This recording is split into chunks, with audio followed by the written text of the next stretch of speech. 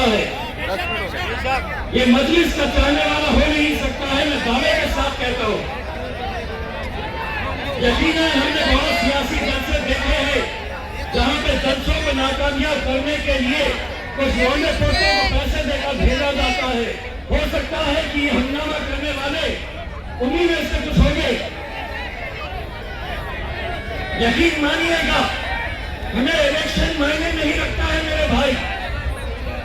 अभी हमने रास्ते के ऊपर देखा है कि कैसे नौजवान लड़के मोटरसाइकिलों के ऊपर बैठ के ट्रिपल गाड़ी चलाते हुए इतनी स्पीड से गाड़ी चला रहे थे, हम उन्हें गाड़ी में बैठ के हाथ जोड़ रहे थे कि तुम्हारी जान से बढ़कर ये इलेक्शन नहीं है मेरे भाई। मजलिस के लिए तुम हमें अजीज है, इलेक्शन आएंगे, इलेक्शन जाएंगे। लेकिन आज एक पैगाम लेकर आए हैं मेरे भाई, दुनिया हमें देख रही है।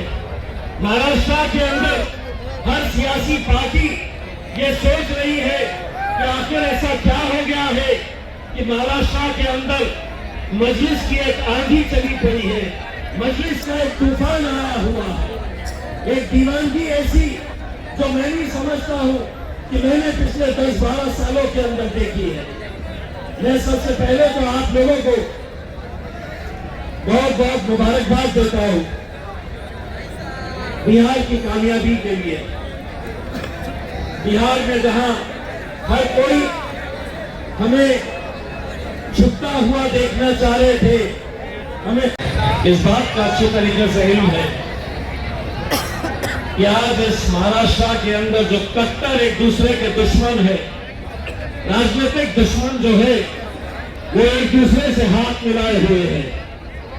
इसलिए हाथ मिला रहे कि उन्हें उस कुर्सी की अहमियत का अंदाजा है, उन्हें ये अंदाजा है कि नगर परिषद के अंदर अगर हम चुन कर आते हैं तो आगे का राजनीति का सफर उनका आसान होता है। अपने इलाकों की तरक्की वो करवा सकते हैं, अपने इलाके के अंदर विकास के काम वो करवा सकते हैं। और एक हम है जो हमारे सामने कुर्सी नजर आ रही है, एक हम है जहां पर अगर हम मुत्तहिद हुए, अगर हम एकजुटता का सबूत दिए तो इस कुर्सी के ऊपर हमारे अलावा कोई और नहीं बैठ सकता है मेरे भाई, कोई नहीं बैठ सकता है। लेकिन बड़े अफसोस के साथ कहना पड़ रहा है, बहुत ही अफसोस है इस बात का,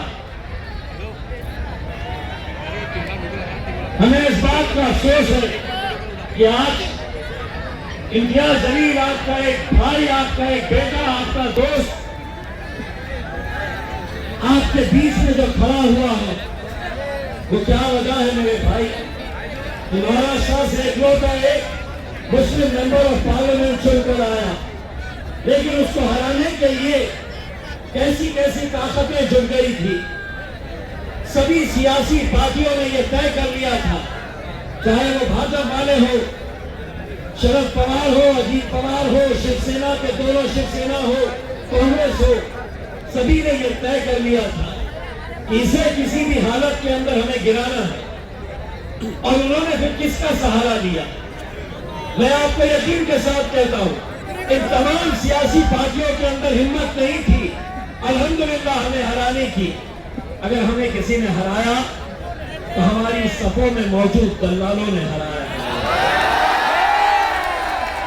और वो दलाल अगर औरंगाबाद में है तो मैं दावे के साथ कह सकता हूं, मैं दावे के साथ कह सकता हूं, वैसे ही दलाल भुसावल में भी मौजूद है, जिन्हें कोई फर्क नहीं पड़ता है एकनाथ शिंदे का मफलर डालकर घूमने के लिए, कोई फर्क नहीं पड़ता है उन्हें अजीत दादा का मफलर डालकर घूमते हुए। मेरे भाई ये बताओ, मुझे नहीं मालूम है कि यहाँ पर मुकाबला किसके खिलाफ है, लेकिन अगर कोई अजीत पवार के उम्मीदवार मुसलमान है और आप उन्हें वोट डालने का सोच रहे, तो मैं आपको सिर्फ एक बात कहना चाहता हूँ, महाराष्ट्र में हुकूमत किसकी है? किसकी है? बीजेपी की हुकूमत है, आप जानते हैं अच्छी तरह से। उनके साथ कौन है? अजीत दादा, दूसरी तरफ एकनाथ शिंदे, यानी कि अगर आप अपना वोट अजीत दादा को देने का सोच रहे तो आप वो वोट भाजपा को दे रहे हैं। आप अपना वोट आरएसएस को दे रहे हैं। आप अपना वोट गुस्ताख रसूल को दे रहे हैं। सियासत के अंदर मजलिस अपने ईमान का सौदा कभी नहीं करेगी मेरे भाई, इतना आप यकीन रखिए, कभी नहीं करेगी। हम कभी एक तरफ देखिए मुसलमानों का हाल क्या हो गया है, बच के हम किधर जाए इस सियासी जंगल में, समझिए, बच के हम किधर जाए इस सियासी जंगल में। एक तरफ है दरिंदा, दूसरी तरफ शिकारी है। और आप अच्छी तरह से समझ गए मैं दरिंदा किसको कह रहा हूं और शिकारी किसको कह रहा हूं। दरिंदे तो साफ सामने है आपके, लेकिन कुछ शिकारियां भी हैं जो हर 5 साल के बाद भेष अलग अलग बना कर आते हैं। इस बार तुतारी के रूप में आए हैं, पंजे के रूप में आए हैं, घड़ियाल है जो कई सालों से बंद पड़ी है, उनके कांटे ऐसे हैं न नीचे हो न ऊपर हो, बंद पड़ी है। लेकिन ठीक है, सियासत है, हर पार्टी को अपना इख्तियार है, आप लड़ो। लेकिन आप जो लड़ रहे हैं और अचानक बहुत सारी सियासी पार्टियों को इतनी मोहब्बत के खौफ से हो गई है, इतनी मोहब्बत हर जगह के ऊपर। दरअसल ये 3 लोगों का किस्सा सुनाऊं मैं आपको। भाजपा, एकनाथ शिंदे, अजीत पवार, मीना मीना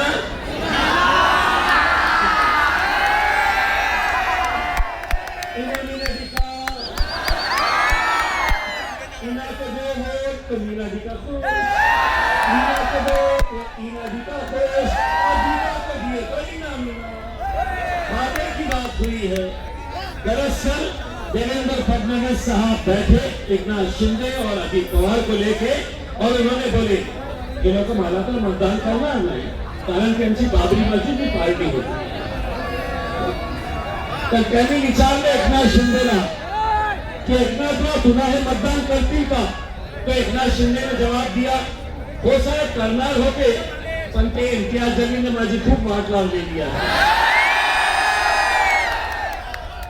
तो फिर ईना मीना आउट हो गए, तो ईना मीना ने बोले दिखा दादा दादा तुम चले जाओ, ये कौम की जिम्मेदारी हम तुम्हारे ऊपर देते, अब बस मुसलमान दंगे तो है ही। दादा दादा दादा के साथ ऐसी फोटो आ गई, जन्नत का दरवाजा खुल गया। मरे जा रहे हैं, दादा आ रहे, दादा आ रहे। अरे दादा, छोटे बड़े दादा तो हम भी आए, हमारी सरकार है, बहुत सारी जगह के ऊपर से ये खबर आ रही है, बहुत सारी जगह से कि बोले साहब वो पुलिस को फोन कर रहे, पुलिस वाले हमको बुला रहे, पुलिस वाले बुला के हमको धमका रहे हैं कि वो पुराना केस है, हम निकालेगा, ज्यादा कूद मत, मजलिस को यहाँ पे लेके मत आ। कभी एकनाथ शिंदे साहब का फोन आ जा रहा, पुलिस वाले हैं तो उनके सुन के हमारे बच्चों को बुला रहे हैं, बोले मजलिस को इधर लाने का नहीं।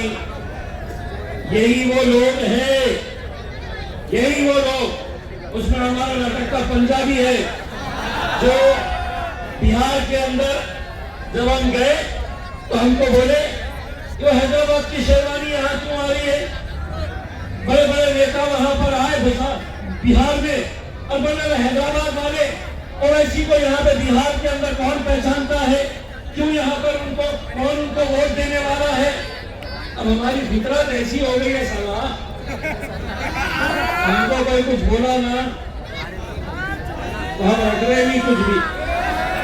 ऐसा सूट समेत वापस दे दे, क्योंकि अपन कांग्रेस को है ही गुलाम सुनने के लिए, यहाँ पर एनसीपी के है न मशाल के है, बाकी दूसरे पार्टियों के गुलामों की आदत हो गई, कुछ भी बोलो बोले मालिक नाराज हो जाएगा उनको। अपना मालिक एक ही, अपना मालिक चिन्ने रिंगों से कौन घबरा रहा है। तो बिहार के अंदर जो बोले वो हैदराबादी अवैसी को बोलो हैदराबाद में रहो और बिरयानी खाओ, यहाँ पे आने की जरूरत नहीं। तो मैंने कांग्रेस वालों को बोला क्यों तुम्हारे मम्मी इटली से आए थे, हमने कुछ बोले थे क्या? हमारा भाई हैदराबाद से आ रहा तो सारों को बड़ी तकलीफ, अरे यार क्या करते, सारी तकलीफ कि नहीं वो क्यों आ रहा है करके। और अभी तो अल्हम्दुलिल्लाह मजलिस का एक छोटा सा आदमी सा सिपाही आया है तो ये इतनी हालत हो गई है, 6 फुट 4 इंच की शेरवानी जिस दिन भुसावल में आ जाएगी तो सोचो क्या हाल होगा। मैं तो आज के दिन खुली चैलेंज, खुली चुनौती ये सभी राजनीतिक पार्टियों को देकर जा रहा हूँ। वैसे एक बात बताओ, तुम्हें ऐसा लग रहा होगा कि तुम ही लोग आए हैं सुनने के लिए, ये इनके जरिए तुम्हारे दुश्मन भी घरों में बैठ कर सुन रहे हैं। इनको कानों को बड़ा अच्छा लगता है कि जो इम्तियाज जमील वहां पर इनकी पंद्रह से जाता है, बड़ा अच्छा लगता है। अगर हमको छेड़ते हैं, हमको बड़ा छेड़ते हैं। गुजरात के अंदर एक भाषण दिया तो आज कांग्रेस के एक मुस्लिम लीडर ने दिया, बड़े राहुल गांधी के ऊपर ईडी की रेड पड़ती है, इन पे पड़ती है, उनके ऊपर पड़ती है, ये असदुद्दीन अवैसी और इम्तियाज जलील के ऊपर क्यों नहीं पड़ती है। ये ऐसा कांग्रेस का एक लीडर आज के दिन भाषण के अंदर बोल रहा था। तो सुनने बेटा, सत्ता में बैठे जो मंत्रियां है ना हमारे शहर के, मगर मत छेड़ो, उनके मुंह में घुस के हम गुल्ली डंडा खेल के आ गए, हमारे मंत्रियां है, हुकूमत उनकी, सरकार उनकी, प्रशासन उनका, पुलिस उनकी, हम उनसे खेल रहे हैं। तो तू चिंदी चोट के है जैसा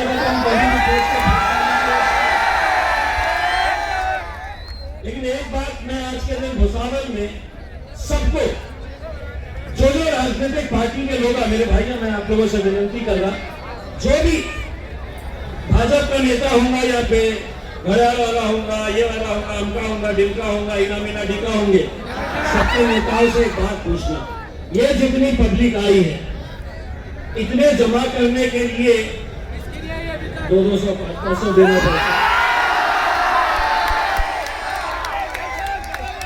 25-50 गाड़ियां गाँव में भेजना पड़ता है। और पब्लिक भी इतनी होशियार हो गई, आके बैठती 200-500 लेती और खिसक जाती है, नेताजी का भाषण ही पूरा नहीं होता। एक अकेली मजलिस ही एक जमात। और मैं तो आज का दिन चुनौती करके जा रहा हूँ, भाजपा वालों को भी चुनौती करके जा रहा हूँ, अगर इस सभा के बाद अगर तुमने उनको भी लेकर आ गए, इनको भाई करो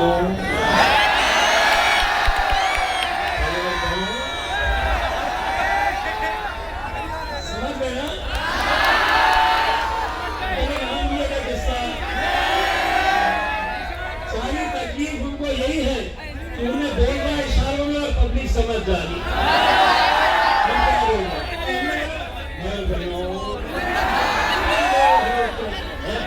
अब जैसा अगर यहाँ पे अगर हम खड़े रह के आपको कुछ नहीं बोले और हमने सिर्फ ऐसा करें, समझ गए? 2 तारीख के दिन ये करना है, तो हमको चुनौती करके जा रहे हैं भैया, आपको इतने जमा करके दिखा दो बस, बगैर 200-500 खर्चा किए, बगैर गाड़ियां वाड़ियां भेजे। मेरे भाई, आपको मैं ये बताना चाहता हूँ कि आज मुल्क के जो हालात हैं, वो मुल्क के हालात से आप बखूबी वाकिफ हैं। और मैं जिस जिले के अंदर आया हूँ, वहां पे अपने आप में एक नौजवान अपने एक साथी को अरे तुम चला अभी कुछ महीने पहले हमने गंवाया। नौजवानों, तसव्वुर करो, वो सुलेमान की जगह आप भी हो सकते थे, मैं भी हो सकता था, मैं भी हो सकता था। एक माँ बाप के सामने अपने 21 साल के बच्चे को मार मार के खत्म कर देना, और खत्म करने के बाद ए भाई जरा पीछे हो। क्या प्रॉब्लम क्या है? क्या भाई साहब तकलीफ क्या है? कुछ है तो इधर आ जाइए स्टेज पे। मेरे भाई, आप तसव्वुर करिए वो मंजर, अपने माँ बाप के सामने मार मार कर किसी को खत्म कर दिया जा रहा है, और पुलिस जिस तरीके से कार्रवाई करनी चाहिए उस तरीके से कार्रवाई नहीं कर रही, क्योंकि वहां पे जो मंत्री है, भाजपा के मंत्री गिरीश महाजन, बहुत बड़े दिग्गज नेता है भाजपा के, तो उनके दबाव में, क्योंकि मारने वाले उनके करीब के, एक मिसाल आपको दिया हूं, आपको शायद पता भी नहीं होगा। आज से करीब 1 साल पहले सतारा में नूरुल हसन नाम के 31 साल के इंजीनियर को, 31 साल का इंजीनियर ईशा की नमाज पढ़ने के लिए अपने गांव में, पूना के करीब सतारा के पास एक गांव में ईशा की नमाज पढ़ने के लिए गया। उसकी बीवी 7 महीना प्रेग्नेंट, हामिला, दस्तरखान बिछा हुआ। नूरुल हसन से बीवी कहती है कि खाना खा के जाओ। नूरुल हसन कहता है कि मैं नमाज पढ़ के आता हूं, और नमाज के बाद हम खाना खाएंगे। दस्तरखान बिछा हुआ। वहीं मस्जिद के अंदर बजरंग दल, विश्व हिंदू परिषद, भाजपा के गुंडे वहां पर पहुंचते हैं किसी एक मुस्लिम लड़के की तलाश में, क्योंकि उसने सोशल मीडिया के ऊपर कुछ डाला। वो लड़का मिला नहीं, मस्जिद मिल गई सामने। मस्जिद के अंदर पथराव किया गया। ए भाई साहब, ए फोन वाले, हेलो नीचे। तुम सब अकेले आए क्या सुनने के लिए? वो लोग भी तो है। तो आप बैठिए प्लीज, बैठ जाइए, बैठ गया, पीछे हो गई।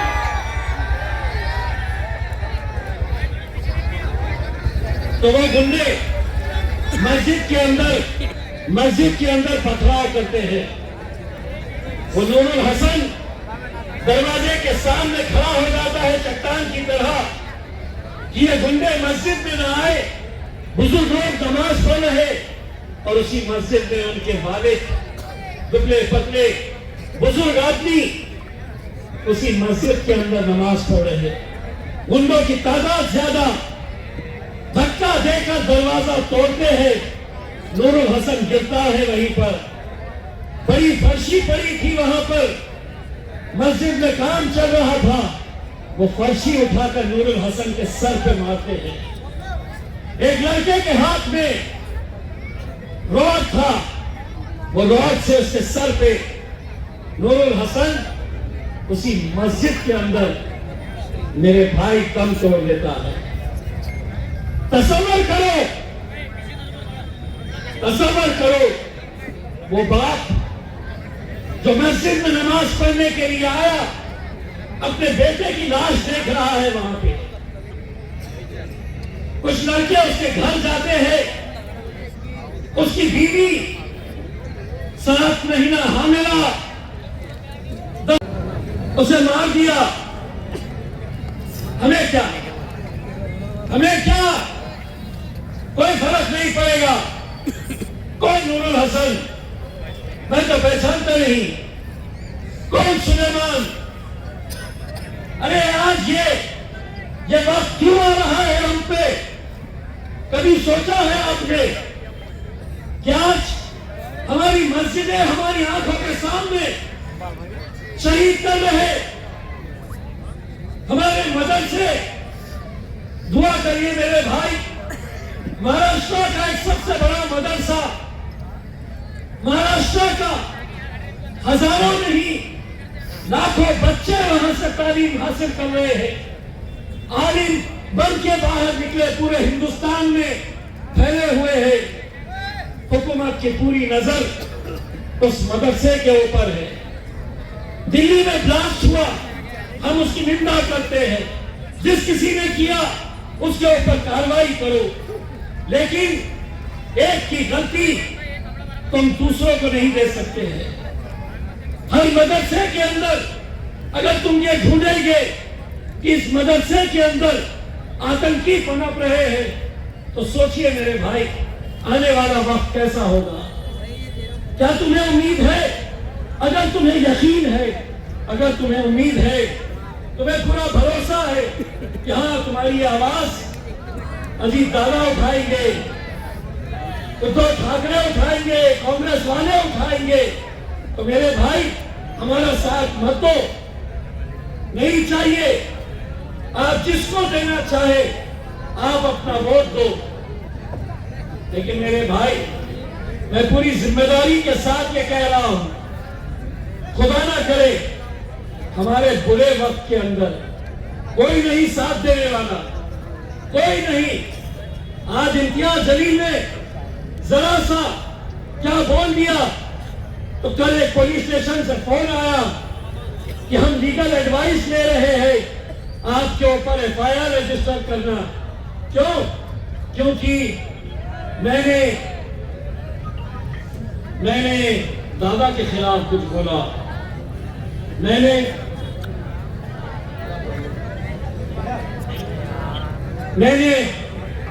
एक नाश, मुझे कहीं मालूम है घड़ी मेरे हिसाब से चलेंगी, आपके हिसाब से नहीं।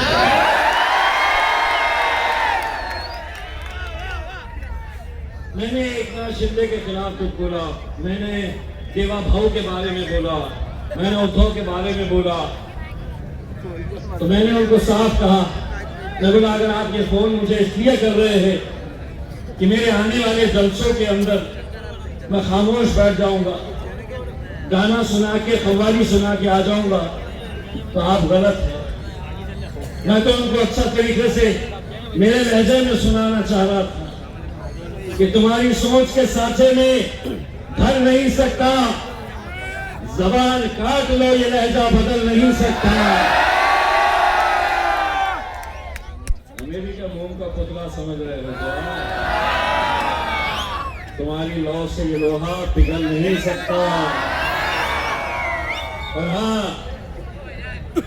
तुम जिन का नाम लिए ना कि इम्तियाज जलील ने इनके बारे में बोला है, तो मेरे ऊपर एफआईआर, या महाराष्ट्र के अंदर तुम गूंगे हो जाते हैं जब हमारी कौम के बारे में, हमारे बच्चों के बारे में, हमारे मजहब के बारे में बोला जाता है, तब उनको छूट और सारी बंदिशें हमारे ऊपर। लेकिन हम भी अच्छी तरह से उनको ये पैगाम दे चुके हैं और आपके जरिए भी ये पैगाम दोबारा उन्हें दे रहे हैं। हम कोई गुंडे मुक्के नहीं है। महाराष्ट्र के अंदर चिंदी चोरा, अहमदनगर का एमएलए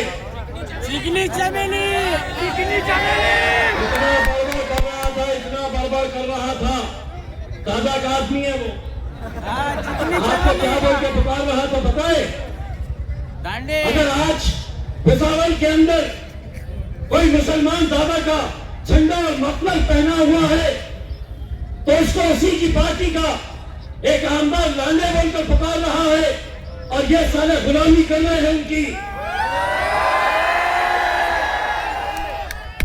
लेकिन अब तक अभी बहुत ज्यादा सुनने की आदत नहीं है, तो जब बहुत हो गया तो मैंने असद भाई को फोन करा कि असद भाई बताओ माझी सरकार क्या करेंगे तुम। मैं बोला जाके आता नहीं मेरा शायद है, बोले बोला तुम अकेले क्यों जा रहे, चलो मैं भी चलता हूँ। और वहां पे जाके साफ तरीके से उनको बोल दिए चिकनी चमेली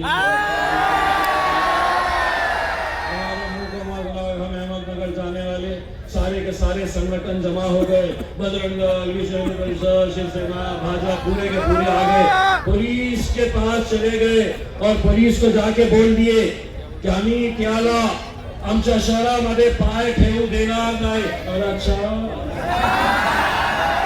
हमारे बाप के जहेज में आया हुआ है कैसा, तो फिर अपने को भी बोला पाय ठेवू देणार नहीं, अपन भी वहां पे गए और जाती बोल रहे हे बघ माझा पाय ठेवलं, माझा काय वाकडा करतो। एक तो ठीक चले, दूसरा एक बंबई में हर रोज बुला रहा, हर रोज बुला बुला के मीडिया वालों को रोज कुछ ना कुछ तो कितने हम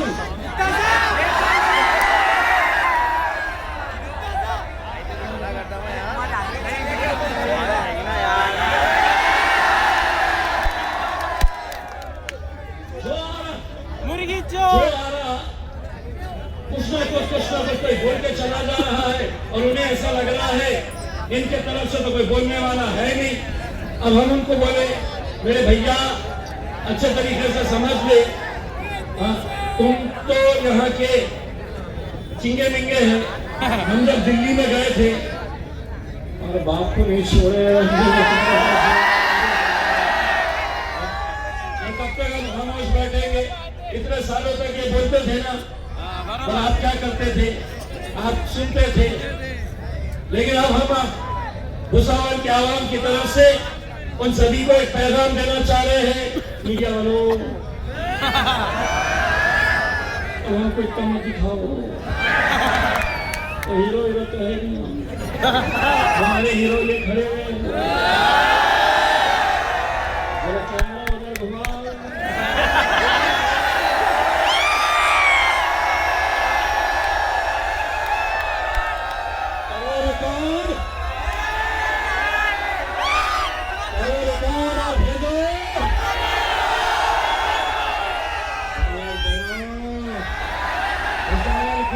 की तरफ से सुन लो एक बात, देवा भाव तुम भी सुन लो, एकनाथ शिंदे साहब तुम भी सुन लो, दादा तुम भी सुन लो, बाबरी मस्जिद शहीद करने के बाद बड़े गर्व से कहने वाले उद्धव ठाकरे तुम भी सुन लो, शरद राव तुम भी सुन लो, तुम भी सुन लो, भुसावल की आवाम क्या कहने वाली है अच्छी तरह से सुन लो। इतने सालों तक तुम बोलते थे, अब हम बोलेंगे और तुम्हारे बाप को भी सुनना पड़ेगा।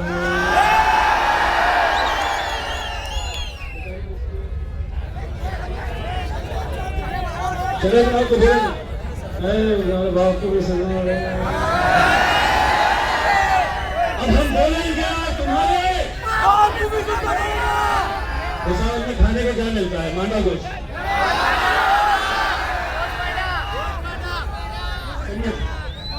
मांडा गोश्त मिलता है ना, शादी आगे हो नहीं रही का, खाना वाला खा ही नहीं रहेगा,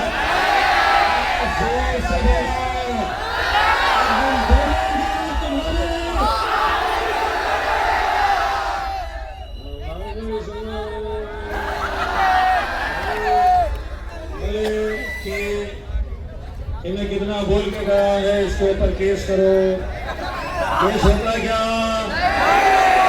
क्यों नहीं होगा, कानून सबूत मांगता है,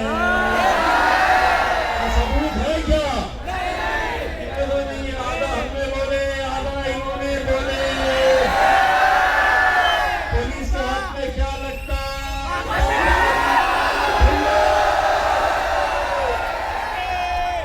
मिलता, हम बोल के निकल जाएंगे, बस जाते जाते आपको इतना कह जाएंगे 2 तारीख के दिन पोलिंग बूथ में जाना, ईवीएम मशीन सामने नजर आएगी, पतंग की निशानी देखना और देखते ही बस पतंग पतंग पतंग पतंग पतंग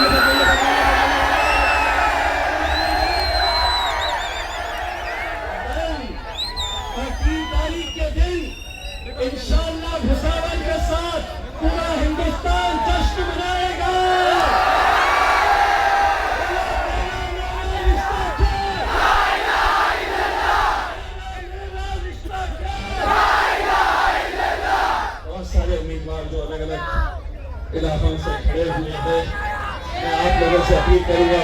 ना उधर देखो ना उधर देखो, सीधा जाकर कतल की निशानी के ऊपर मोहर लगाओ।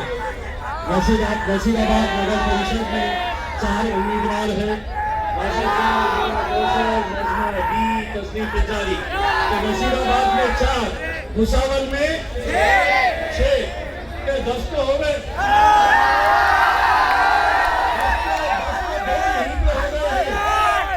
आप लोग जिताओ, इंशाल्लाह इतना बड़ा जश्न मनाएंगे 30 तारीख के दिन।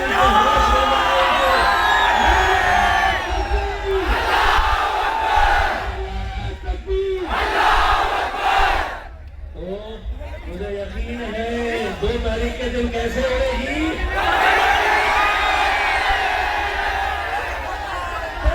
मेरा रिश्ता क्या,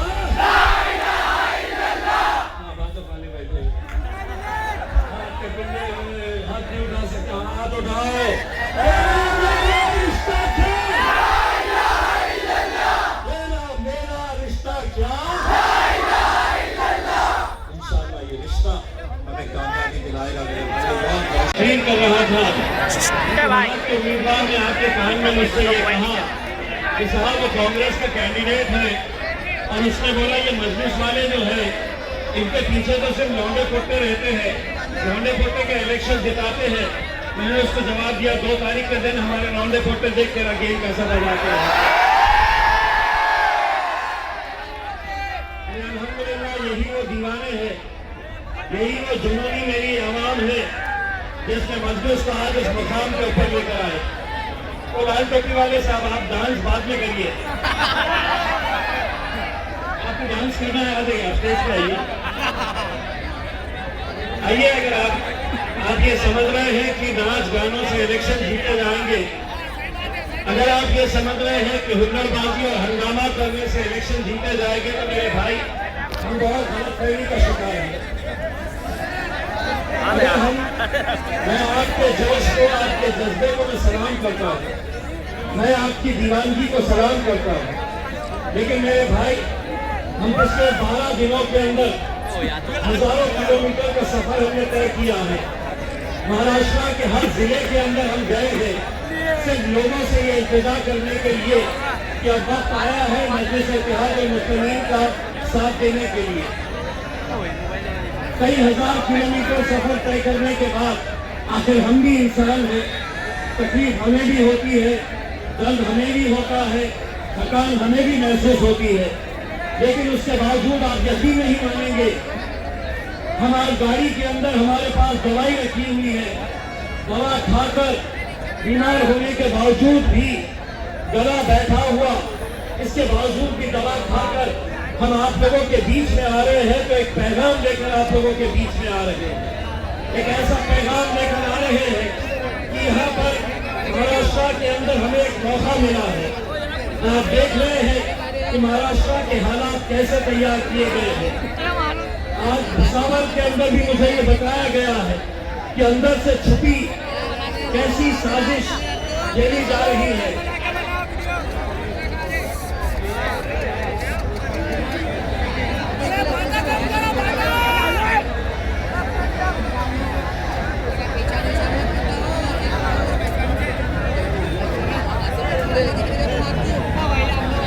सबसे पहले तो यहाँ के जिम्मेदारों से अपनी नाराजगी का इजहार करना चाहता हूँ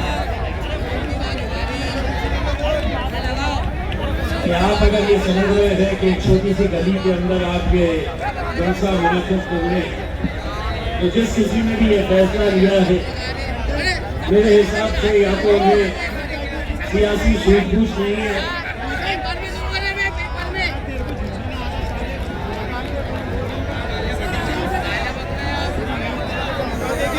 देखिए कुर्सियों